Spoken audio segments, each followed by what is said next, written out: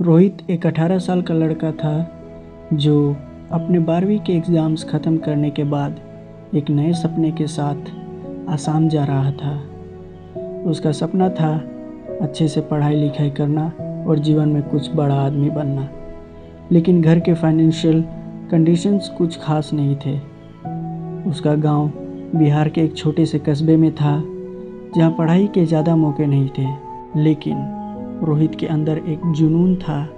उसके माँ बाप खेतीबाड़ी से गुजारा करते थे और घर की हालत ऐसी थी कि कॉलेज की फीस भरना मुश्किल था। फिर भी रोहित ने हिम्मत नहीं हारी। आसाम जाने का फैसला उसने इसलिए लिया क्योंकि वहाँ फीस थोड़ी कम थी और वो अपने सपने को जीना चाहता था। आसाम पहुँचते ही उसने वहाँ एक छोटे से कमरे में किराए पर रहना शुरू किया। कॉलेज में एडमिशन लेने के लिए उसके पास थोड़े ही पैसे बचे थे। लेकिन रोहित के पास एक चीज़ थी जो उसके सब सपने पूरे कर सकती थी। वो थी उसका क्रिएटिव दिमाग और मेहनत करने का जुनून। दिन भर वो कॉलेज के चक्कर लगाता, डॉक्यूमेंट अरेंज करता और रात को एक छोटे से रेस्टोरेंट में पार्ट टाइम जॉब करता। वहाँ वो डिशेस सर्व करता, टेबल साफ करता और कभी कभी खुद भी कुकिंग का काम सीखता।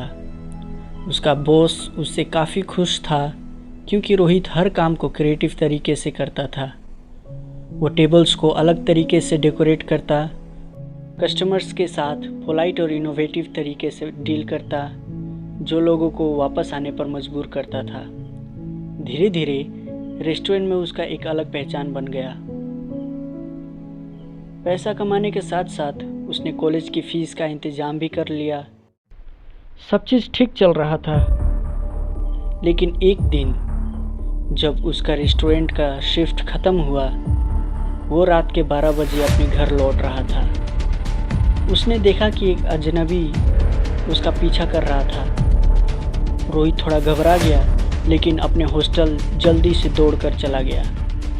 उस रात उसके दिमाग में काफ़ी सवाल घूम रहे थे, जैसे यह आदमी कौन था, क्या वो उसका पीछा कर रहा था या कोई और बात थी।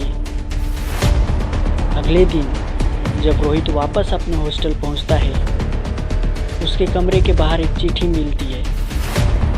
उस चिट्ठी में लिखा था, ऐसा क्या लिखा था उस चिट्ठी में, जानने के लिए देखिए टॉक्स ऑफ आसाम का अगला एपिसोड।